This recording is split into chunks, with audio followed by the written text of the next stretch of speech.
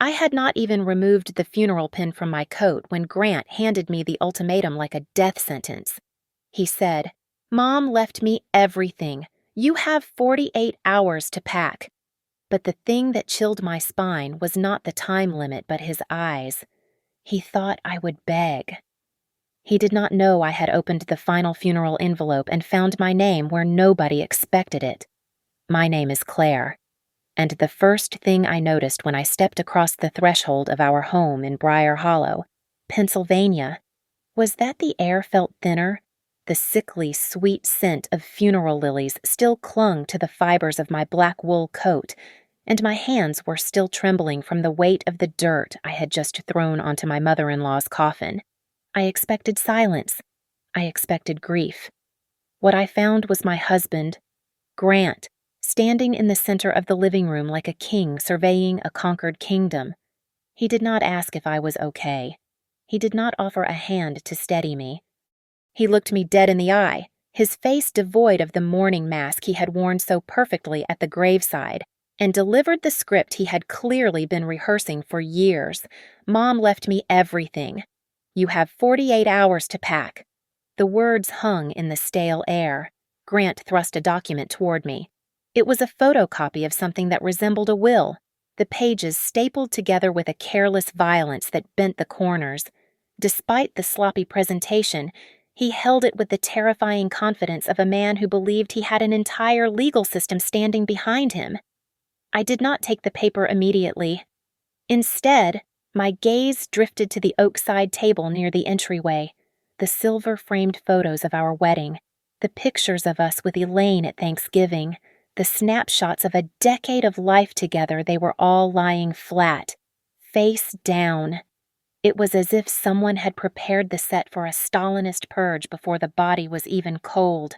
I forced my lungs to expand. I locked my knees to stop the shaking. I looked at him and asked a single, technical question. "Who is the executor?" Grant froze.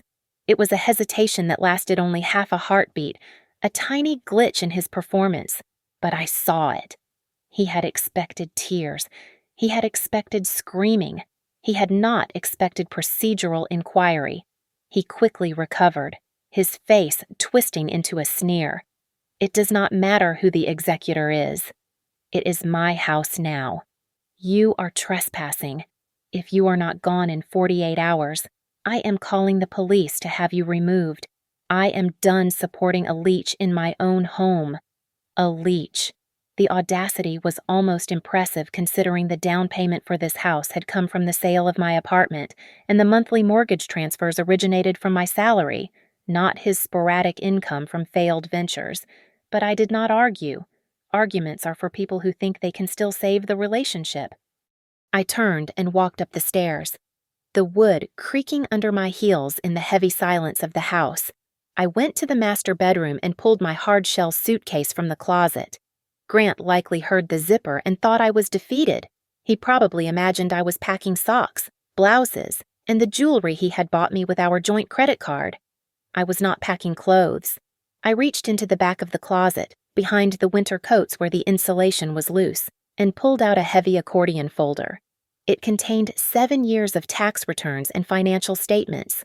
Working as a senior auditor at Hawthorne Ledger Solutions had taught me that emotions lie, but numbers always tell the truth. I placed the folder at the bottom of the suitcase and covered it with a few sweaters. I carried the suitcase downstairs, pausing only when I reached the kitchen to grab a bottle of water. That was when I saw it. On the granite island, shoved halfway under a fruit bowl, was a crumpled piece of paper. It was a form titled "Change of Beneficiary Urgent." The corner of the paper was smeared with gray dust, the specific kind of fibrous dust that accumulates in the back of a locked desk drawer that has not been opened in 20 years. I looked through the archway at Grant in the living room. He was pacing, already on his phone, looking triumphant. The coldness in my chest turned into something sharp and metallic. I realized then that I had misread the situation. He did not give me 48 hours because he was generous. He gave me 48 hours because he needed time. He needed me out of the way so he could finish erasing the trail before the banks opened on Monday morning. I gripped the handle of my suitcase, The clock was ticking, but he was the one running out of time. Elaine Harper was not a sweet woman. She did not bake cookies, she did not knit sweaters, and she certainly did not suffer fools. But she was fair, more than anything else. She possessed a pathological hatred for deceit. She viewed a lie the same way she viewed a stain on her white carpet something to be identified, treated, and aggressively removed. That was why the stapled document in Grant's hand felt so wrong. It contradicted the fundamental physics of the woman I had known for 7 years. I stood at the top of the stairs, my hand resting on the cold railing, and let a specific memory wash over me. It was 3 months ago. I was chopping carrots in Elaine's kitchen while she sat at the table, clutching a mug of tea with hands that had become skeletal and bruised from IV drips. Grant was in the living room, loudly watching football, performing the role of the devoted son for anyone who might be walking past the window. Elaine had motioned for me to lean in close. Her voice was rough, like dry leaves scraping together. "Claire," she whispered, her eyes darting toward the living room doorway to ensure he was not listening. "If the day comes, if I die, do not trust a single piece of paper Grant gives you." I had stopped chopping. "What do you mean?" "Elaine." "He puts things in front of me," she said, her breathing hitching. "When I am tired, when the morphine hits, he says it is for insurance, or the house. But I do not read them. I cannot focus." Before I could ask more, Grant had burst into the kitchen, clapping his hands together. "Who wants a refill, Mom?" "You look tired. Let's get you up to bed." He had scooped her up, acting the hero, but I saw the way Elaine stiffened in his arms. She looked at me over his shoulder, her eyes wide with a message she could not finish.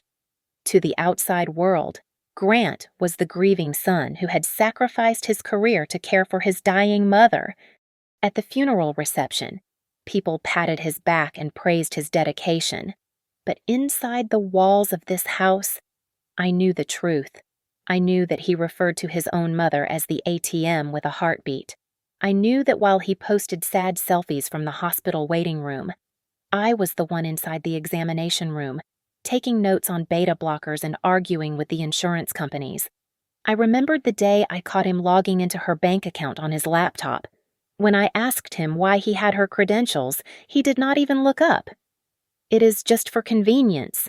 Claire, Mom forgets everything. Someone has to steer the ship. She forgets things because you interrupt her before she can remember." I had shot back. It was true. Every time Elaine tried to tell me about her finances or the papers she had signed, Grant would intervene.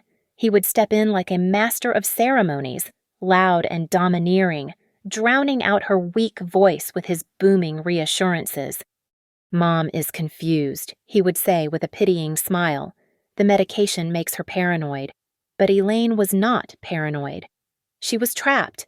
My mind drifted back to the funeral service earlier that morning.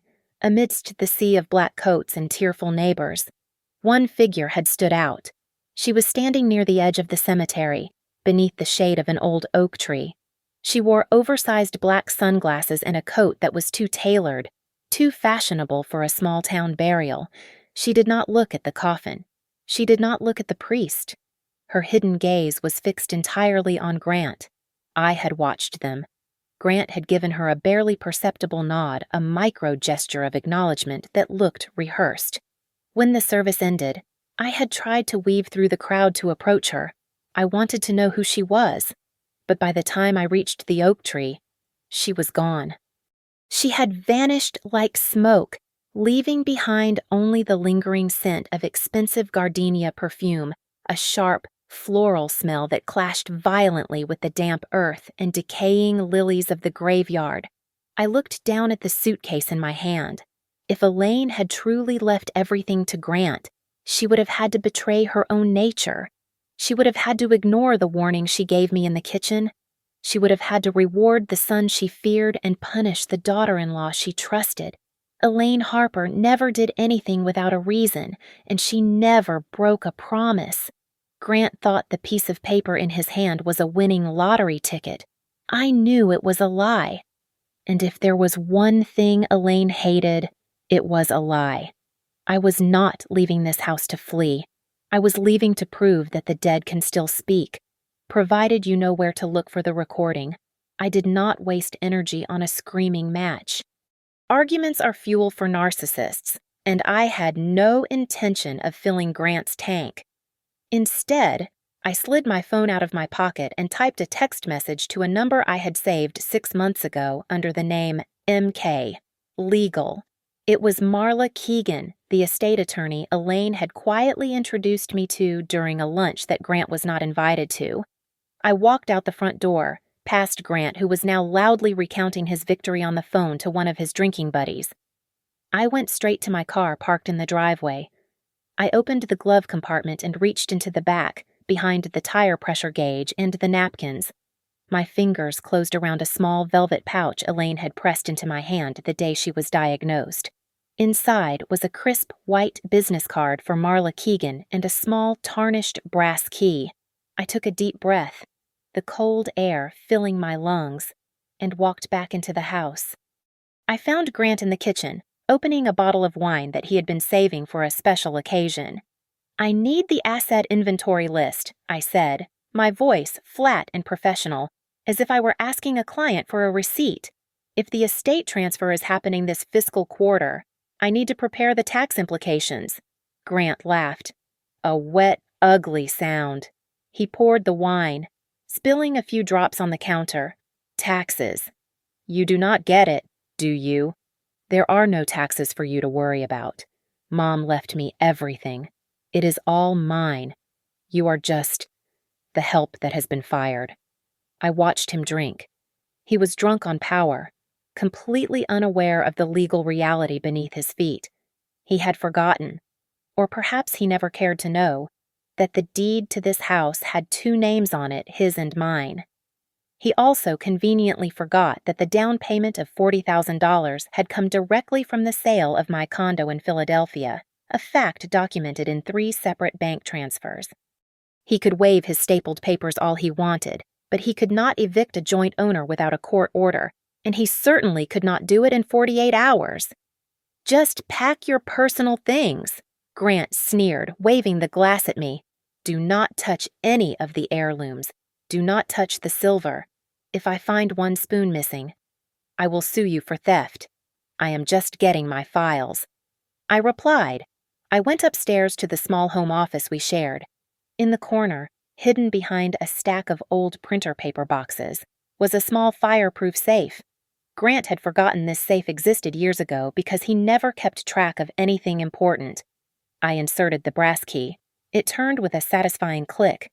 Inside, there was no jewelry or cash. There was only a silver USB drive and a thick envelope sealed with red wax. On the front of the envelope, in Elaine's shaky but distinct handwriting, were the words, "Open if he tries to evict you." My heart hammered against my ribs. I pulled my work laptop from my bag and plugged in the USB drive. I clicked on the file named Last Will and Testament Final Scan, PDF. I scrolled past the legal boilerplate until I reached the distribution clause. I stopped breathing. The primary beneficiary was not Grant Harper. The primary beneficiary was listed clearly as the Elaine Harper Family Trust. I opened the sealed envelope. Inside was a handwritten letter on her personal stationery. "Claire, if you are reading this, Grant has done exactly what I feared. He has likely produced a new will or a codicil. He has likely tried to bully you. Do not let him. I suspect he has been trying to access my accounts. Call Marla immediately. The trust is designed to protect everything from him until he can prove he is sober and responsible, which we both know might be never." I closed the safe and locked it. I slipped the USB and the letter into the inside pocket of my blazer, right against my chest. I walked out to the landing and looked down into the foyer. Grant was standing there, swirling his wine, looking at the house like he was the emperor of the world. For the last 5 years, I had walked on eggshells around him, afraid of his temper, afraid of his moods. But as I looked at him now, holding the evidence of his fraud against my heartbeat, the fear evaporated. He was not a monster. He was not a mastermind. He was just a greedy, sloppy child who had underestimated the two women who knew him best. He thought the clock was counting down for me, but he had no idea he was the one standing on a trapdoor.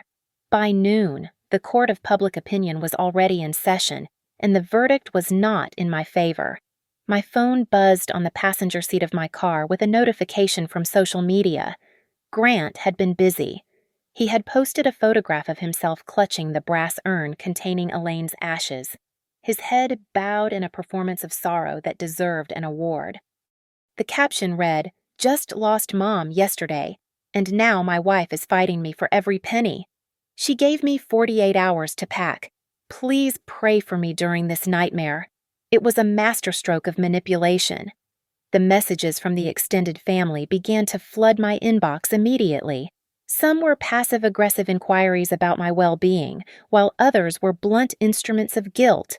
Aunt Linda, a woman who had not visited Elaine in 3 years, texted me, "How can you be so cruel? Do you really intend to make things hard for the family while we are grieving?" I did not reply. I did not defend myself. I did not engage in a public comments war that I knew I would lose. Instead, I treated every notification like a line item on an audit sheet. I took screenshots. I captured the timestamps. I saved every accusation and every threat into a secure cloud folder. In my line of work, we do not let emotions dictate our actions. We turn emotions into data, and data is evidence. I pulled into the parking lot of the bank, the engine of my sedan idling for a moment before I killed the ignition. I walked inside and sat down with a personal banker. My voice was steady as I gave the instructions. I requested to freeze the secondary card on our joint account, the one with Grant's name on it, and to transfer exactly 50% of the total balance into a new account solely in my name. "Are you sure you want to do this today?" "Ma'am," the banker asked, looking at my black clothes. "I am acting on legal advice." I replied, "Please execute the transfer." The reaction was instantaneous. An hour later, while I was driving back to the house, my phone rang. It was Grant. He was supposed to be at a bereavement lunch with his friends, racking up a bill on the card he thought was bottomless. "You," he sputtered, his voice cracking with rage. "You cut me off. I am at the restaurant." The card was declined in front of everyone. "I secured my share of the joint assets," I said, keeping my eyes on the road. "You cannot do this. That is my money. I will come over there and call a lawyer. Grant." I hung up before he could finish the threat. By the time evening settled over Briar Hollow, the house was dark. I had spent the morning with a locksmith who verified my name on the deed before changing the tumblers on both the front and back doors. It was perfectly legal. I was a co-owner of the property, and I had the right to secure my residence. At 7 o'clock, I heard the heavy footsteps on the porch. Then came the metallic scratch of a key sliding into the lock. He tried to turn it. It stuck. He tried again. Harder. Rattling the handle. When the door refused to yield, the silence outside broke. "Open this damn door!" Grant screamed, pounding his fist against the wood. "I know you are in there. I will break this window if you do not let me in." I stood in the hallway, phone in hand, and dialed 911. I did not sound hysterical. I sounded like a woman who had prepared for this moment. "I need police assistance at my home," I told the dispatcher. "My estranged husband is attempting to break down my door. I fear for my safety." When the patrol car arrived, the flashing blue lights illuminated Grant's red, contorted face. I opened the door only when the officers were standing between us. I showed them the deed. I showed them my identification. "This is a civil matter regarding the estate," I told the officer, using the exact phrase Marla had coached me to use. "However, I do not feel safe with him in the house tonight. He has been making threats." The officer turned to Grant. "Sir, you need to leave. You can sort out the property dispute with your lawyers, but you cannot stay here tonight if you are causing a disturbance." Grant looked at me over the officer's shoulder. The humiliation burned in his eyes. He had expected me to be the weeping widow, easily bullied into submission. Instead, he was being escorted off the property he claimed to own. You will pay for this, he hissed, low enough that only I could hear. Walk away, sir, the officer warned. I watched the taillights of his car disappear down the street. As I closed the heavy door and threw the new deadbolt, the house fell silent. I leaned my forehead against the cold wood. In the quiet, I heard Elaine's voice echoing in my mind, clearer than ever. Do not trust a single piece of paper he gives you. I did not trust his papers. And now, for the first time, I knew he had absolutely no reason to trust me either. I was not just packing. I was digging in.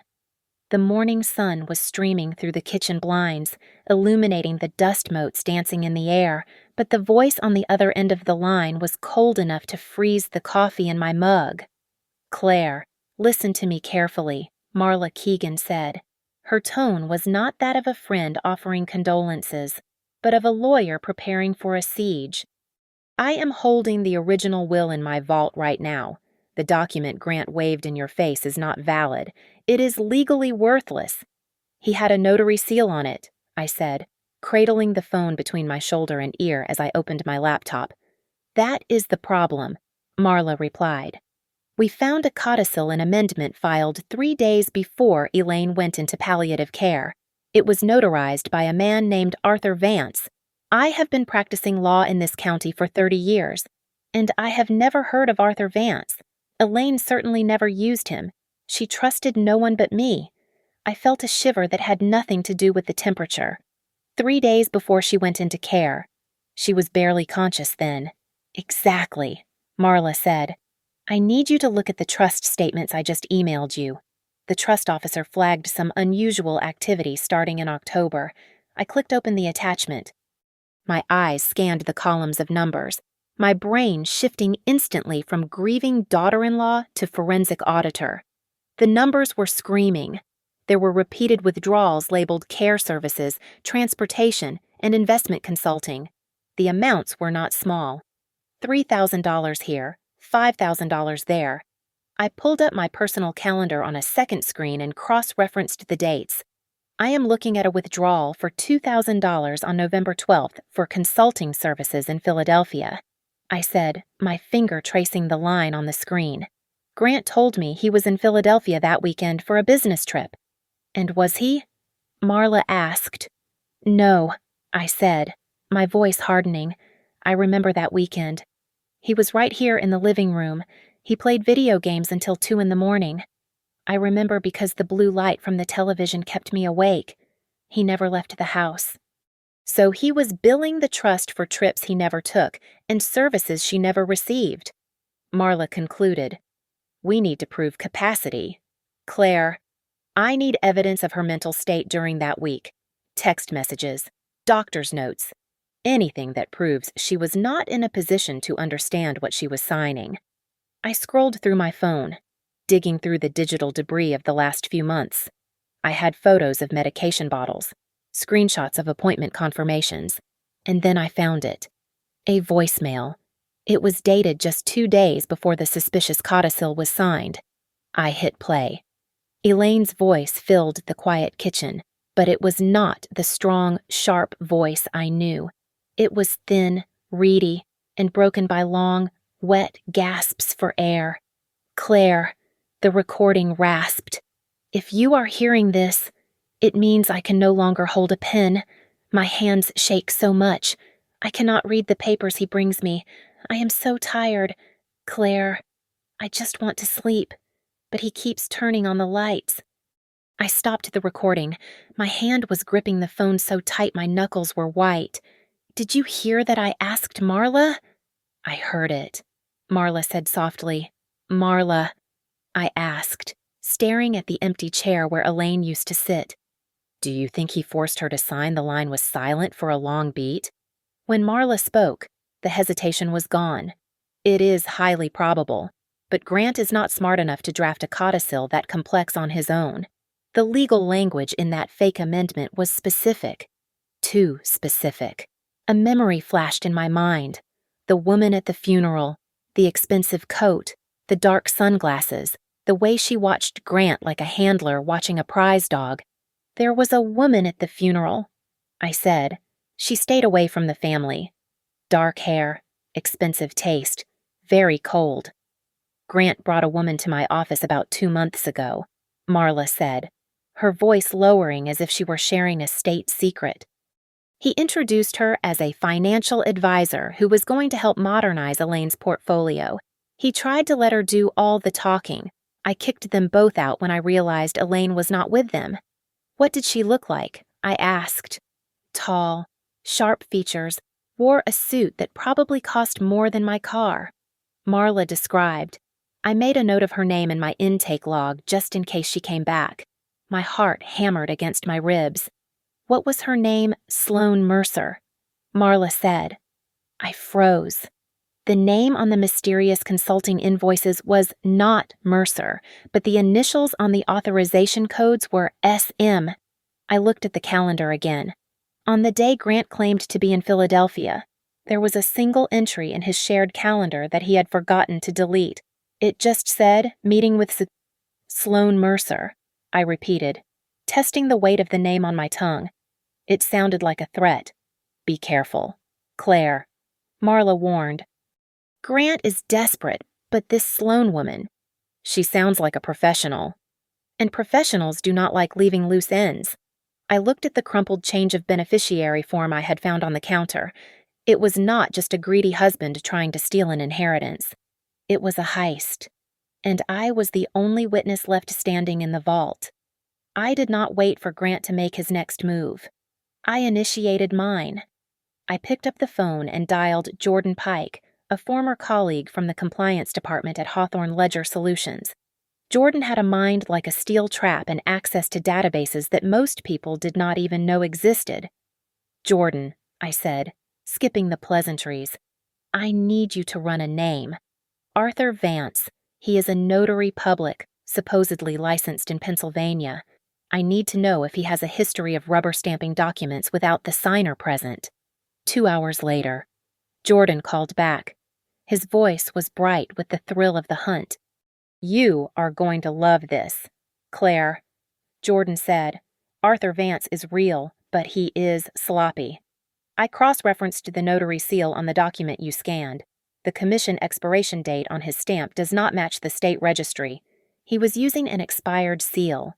Claire, in the eyes of the Commonwealth of Pennsylvania, that codicil is about as legally binding as a napkin. It was a small detail, a clerical error. But in the world of probate law, it was a nuclear weapon. While Jordan was dismantling the notary, Marla was dismantling the timeline. She had subpoenaed the security logs from the hospital for the day the alleged codicil was signed. The report landed in my inbox just before lunch. It showed Grant entering Elaine's room at 10 in the morning and again at 4 in the afternoon. But he was not alone. At 4 o'clock, he was accompanied by a female visitor logged as S. Mercer. Elaine never left the bed. She never went to a notary office. Then came the email from Grant. The subject line read, "Settlement offer. Let's be adults." I opened it. The text was a masterpiece of gaslighting. He claimed he wanted to spare me the embarrassment of a court battle. He offered me $5,000 in cash to vacate the property immediately and sign a waiver releasing all claims to the estate. I stared at the screen and let out a dry, humorless laugh. $5,000. He was trying to buy my silence with the financial equivalent of pocket change. It was not a settlement offer. It was a bribe, and a cheap one at that. It told me everything I needed to know. He was terrified. I closed the laptop and went into the small study Grant used as his man cave.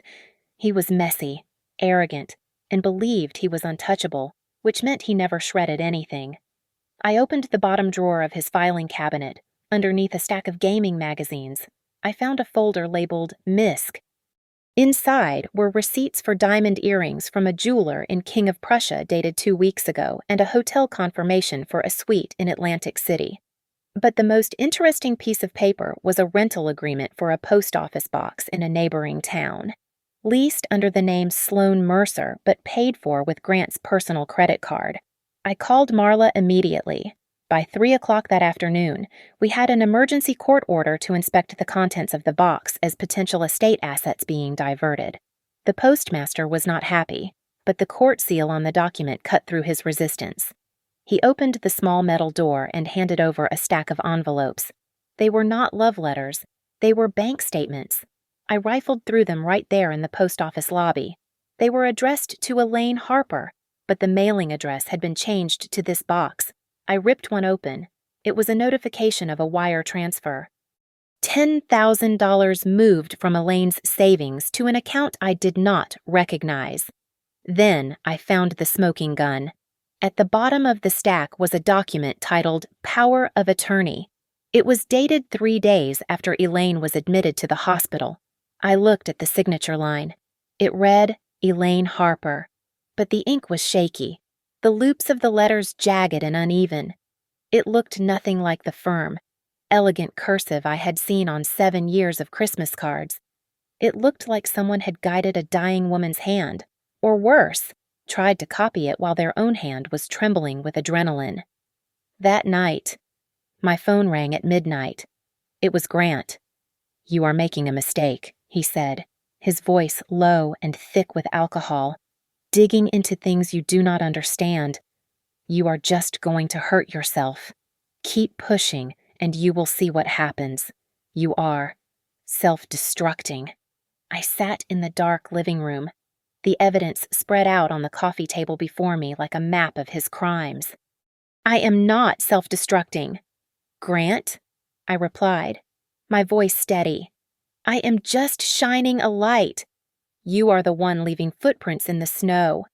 You think you are smart?" he spat. "You have no idea who you are dealing with."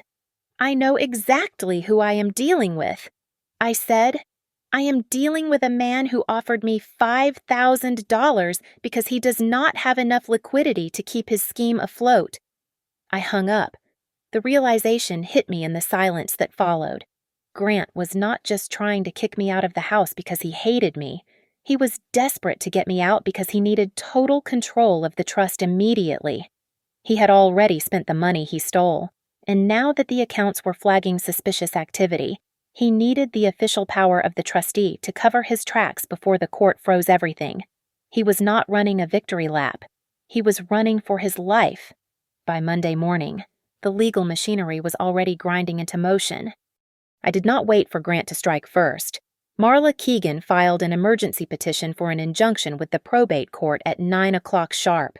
The objective was surgical to freeze the assets of the Elaine Harper Family Trust immediately, stopping the hemorrhage of cash before Grant could drain another cent. Simultaneously, my divorce attorney, a shark named Adrian Wolfe, whom I had retained only hours prior, filed for a temporary restraining order and exclusive possession of the marital residence. We stood in the judge's chambers for the preliminary hearing just after lunch. Grant walked in looking like a man who had been interrupted in the middle of a victory speech. He was flanked by a lawyer I did not recognize, a man who looked tired and ill-prepared. Grant immediately tried to take control of the room, waving his eviction notice in the air. "Your Honor, this is absurd," Grant stated, his voice booming with false confidence. "She has no right to be in that house." "My mother left it to me. I served her an eviction notice. She is trespassing." Judge Vance, a stern man with wire-rimmed glasses who seemed to have zero patience for theatrics, looked down at the deed Adrian had placed on his desk. "Mr. Harper," the judge said, peering over his spectacles, "your name is on this deed. So is your wife's name. The death of your mother does not magically erase property law. Until the estate is settled, you cannot evict a joint owner. Your eviction notice is denied." Grant's face flushed a deep, ugly red. He tried to pivot, pointing a shaking finger at me. "She is just greedy. She is upset that I am the sole heir, so she is trying to drag this out. She wants to hurt the family while we are grieving." Adrian Wolfe stepped forward. He did not raise his voice. He did not point fingers. He simply laid a single sheet of paper on the judge's desk. "Your Honor," Adrian said smoothly, "this is not a dispute about a disgruntled spouse. This is a case involving significant evidence of elder abuse, undue influence, and document forgery. I watched Grant's eyes widen. He had expected a messy domestic argument. We gave him a criminal investigation. I stepped forward and presented the timeline I had created.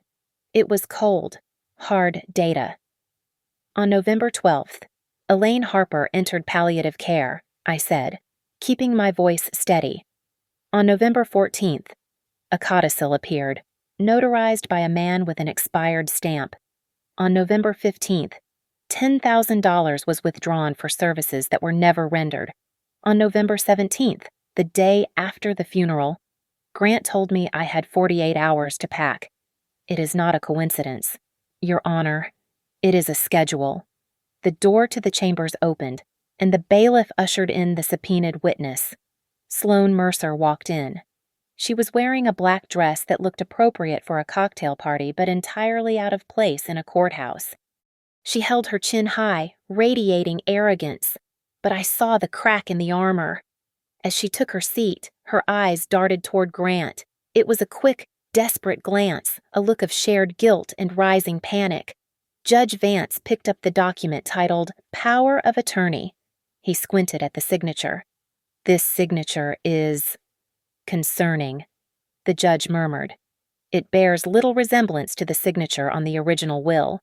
We are requesting a forensic handwriting analysis, Marla said.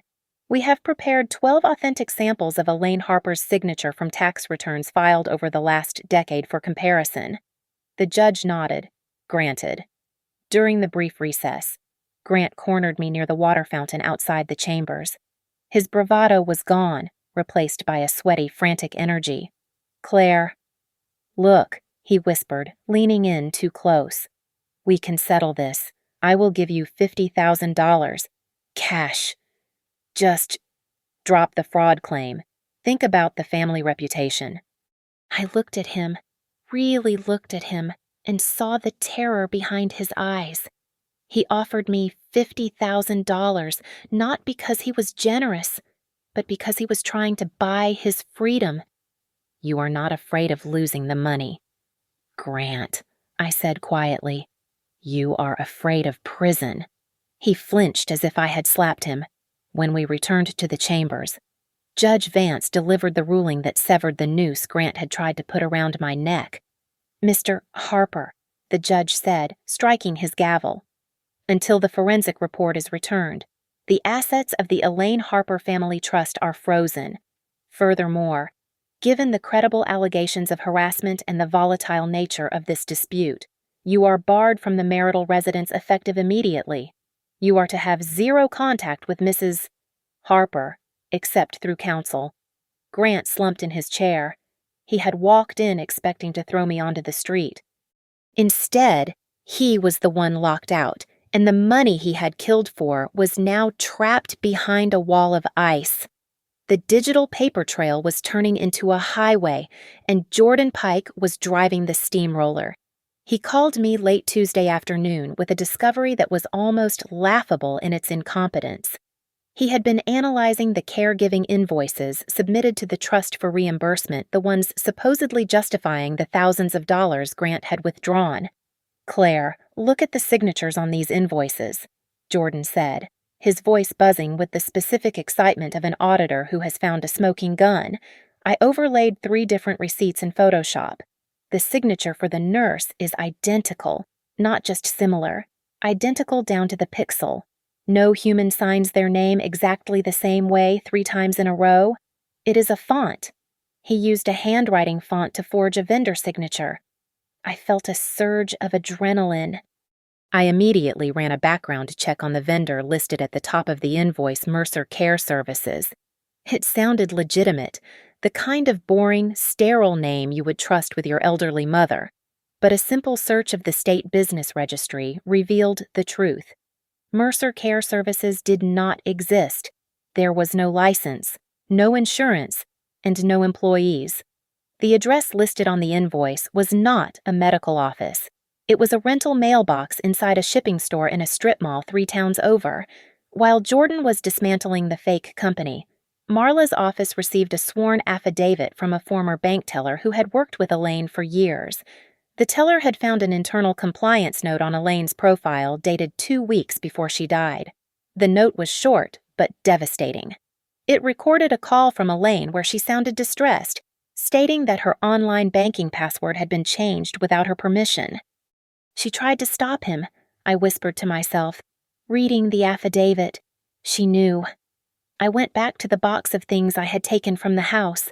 I found the final funeral envelope, the one I had opened the day Grant gave me the ultimatum. Inside was a crumpled receipt I had not understood at the time. It was a credit card slip for a notary service in Newcastle. That was the missing link. Newcastle was the exact jurisdiction where the fraudulent notary, Arthur Vance, operated with his expired stamp. Grant had paid for the forgery with his own paper trail. But the final nail in the coffin came from Adrian Wolfe. He had secured a civil search warrant for Elaine's personal cell phone, which Grant had been hoarding like a dragon guarding gold. The court ordered him to surrender it to a neutral forensic IT specialist immediately. Grant had no choice.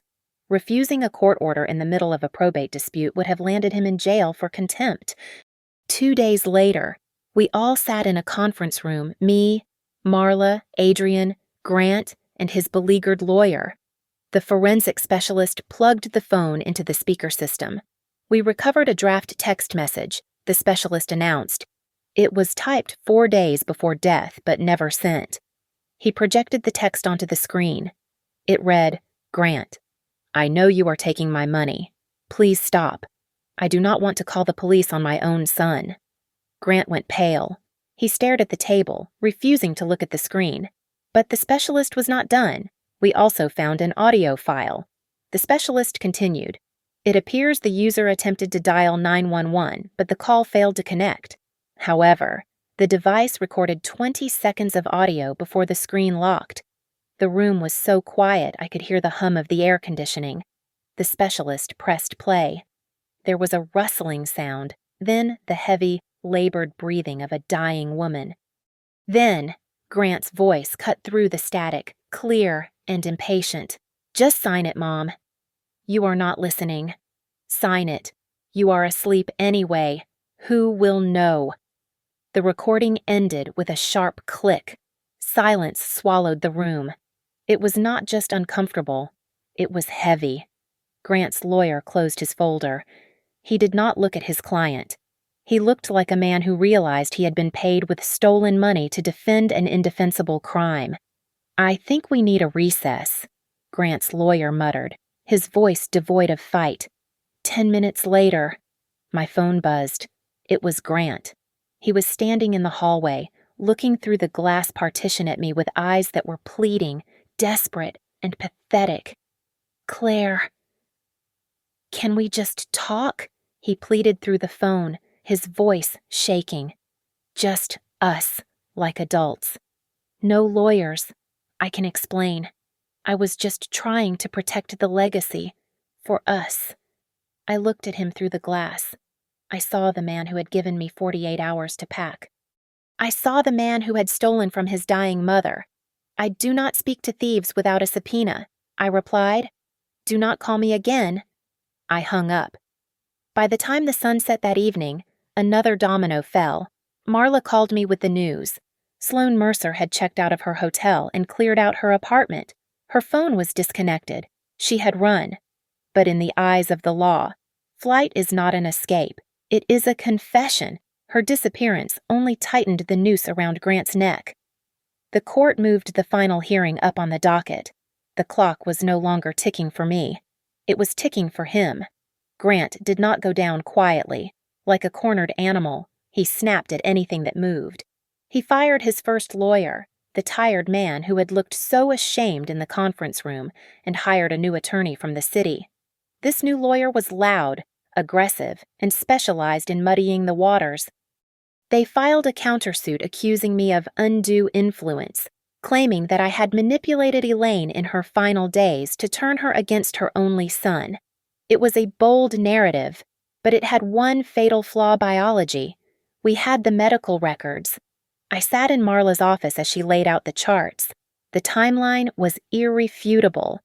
During the specific week, Grant claimed I was whispering poison into Elaine's ear. The hospital logs showed she was on a morphine drip so heavy she was barely conscious. She did not have the cognitive capacity to be manipulated.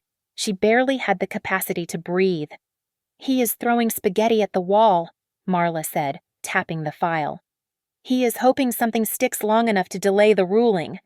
Outside the legal arena, the family dynamic was shifting. The initial wave of sympathy for the grieving son had broken against the rocks of reality. Some cousins still refused to speak to me, blinded by Grant's Facebook posts. But the older generation was beginning to wake up. I received a phone call from Aunt Margaret, Elaine's younger sister, who had previously been cold to me. "Claire," she said, her voice trembling slightly, "is it true about the recording? Did he try to make her sign while she was sleeping?" "It is true, Margaret," I replied softly. "We have the audio." "If he could do that to his own mother," she whispered, "then none of us are safe." The night before the final hearing, my team assembled in my dining room. It looked less like a home and more like a war room. Adrian Wolfe sat at the head of the table, organizing the exhibits. We had the forensic handwriting analysis, which was damning. We had the bank statements showing the transfers to the fake shell company. We had the security footage from the hospital. We had the recording. "Do we need to prepare a closing statement?" I asked, looking at the mountain of evidence. Wolfe shook his head, a small, cold smile playing on his lips. "No, we do not need to give a speech. We do not need to be theatrical. We just need to place the truth on the table and let it explode itself." At 9 o'clock that night, Grant tried one last desperate maneuver. He sent a text message. It was not a threat this time. It was a surrender disguised as a compromise. "You can stay in the house." The message read, "I will drop the eviction. I will let you keep the house. Just sign a waiver releasing your claim to the trust. We can end this tonight." I stared at the phone. It was such a clumsy trap. He was offering me the house which I already half owned and which he could not legally take from me in exchange for walking away from the trust. It confirmed what I had suspected all along. He did not care about the home. He did not care about the sentimental value. He needed the cash. He was drowning in debt, and the trust was his only life raft. "He is desperate," Marla said when I read her the text. "And he is stupid. Even if he won the trust, he does not understand how Elaine set it up. She amended the bylaws 5 years ago.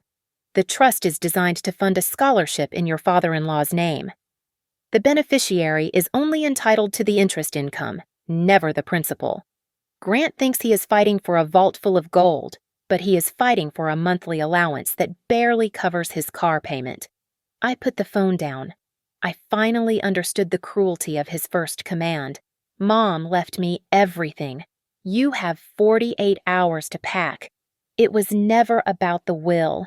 It was a hypnotist's trick.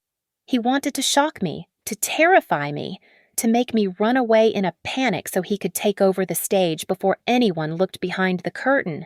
He needed me gone because I was the only one who knew how to read the script. I walked into the kitchen and looked at the suitcase still sitting by the back door. It was empty. For days, it had been a symbol of my potential eviction, a reminder that my life here was fragile.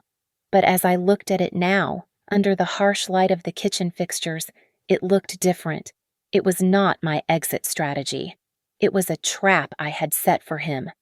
"I am not going anywhere," I said to the empty room. I went upstairs to sleep, but I did not toss and turn. I slept with the deep, dreamless peace of a woman who knows that the axe is about to fall, and for the first time in weeks, her neck is not on the block. Tomorrow, I would not scream at him. I would not cry. I would not claw at his face. I would exact my revenge with a stamp, a signature, and a judge who could not be bought with fake tears. Revenge is best served not cold, but in triplicate. The final hearing at the probate court felt less like a legal proceeding and more like an autopsy of Grant Harper's character.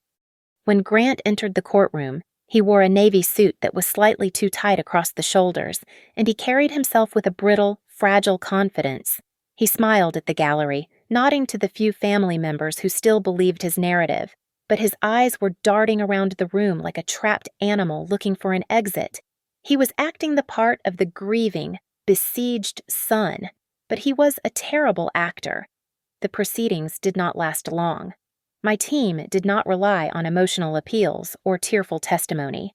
We relied on the brutal, unyielding weight of forensic science. The handwriting expert was the first to take the stand. He projected 2 images onto the screen behind the judge. On the left was Elaine's signature from a tax return filed 2 years ago, firm, elegant, and looping. On the right was the scrawl from the codicil Grant had tried to use to evict me. "It is not a match," the expert stated flatly. The variation in pen pressure and the tremor in the ascenders indicate one of 2 things. Either this is a clumsy forgery, or the signatory was being physically guided, or forced, against their will. Grant shifted in his seat, whispering something frantic to his new lawyer, but the lawyer did not lean in to listen. He was staring at the screen, his face draining of color. Marla Keegan stood up next. She did not shout. She simply handed a file to the judge. "Your Honor," Marla said, "we have confirmed that the notary seal on the codicil belongs to Arthur Vance. Not only is the commission number invalid due to expiration, but Mr. Vance is currently under investigation by the State Licensing Board for a pattern of notarizing documents without the signatory present. This document is not just questionable, it is a fraud." Grant's lawyer closed his eyes for a moment, likely calculating the damage to his own reputation. But the room truly fell silent when Adrian Wolfe played the audio. The recording from Elaine's phone filled the acoustic space of the courtroom. The sound of Elaine's labored, dying breath was agonizing to hear, but Grant's voice cut through it with terrifying clarity. "Sign it. Mom, you are not listening. Sign it. You are asleep anyway." Who will know? The silence that followed was absolute. It was heavy and suffocating. Every person in the room turned to look at Grant. He sank lower in his chair, his face turning a sickly shade of gray.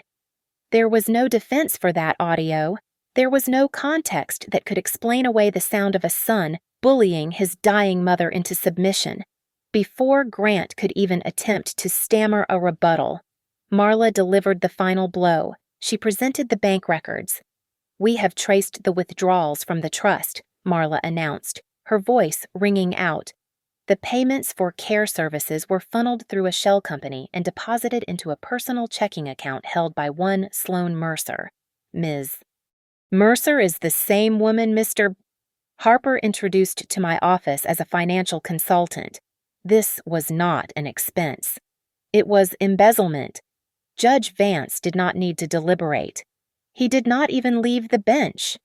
He looked at Grant with an expression of profound disgust. "The codicil is hereby declared void." The judge ruled, his voice sharp. "The original will stand. The Elaine Harper Family Trust remains intact and frozen pending a full forensic accounting. Furthermore, given the substantial evidence of fraud and elder abuse, I am referring this entire file to the District Attorney's Office for Criminal Investigation." The gavel came down like a thunderclap. In the adjacent family court matter regarding our divorce, the ruling was immediate. Because Grant had attempted to defraud the marital estate and had used threats to coerce me, his claim to the house was obliterated. The judge granted me exclusive residency. Grant was stripped of his right to enter the property. He was not just losing the money, he was homeless.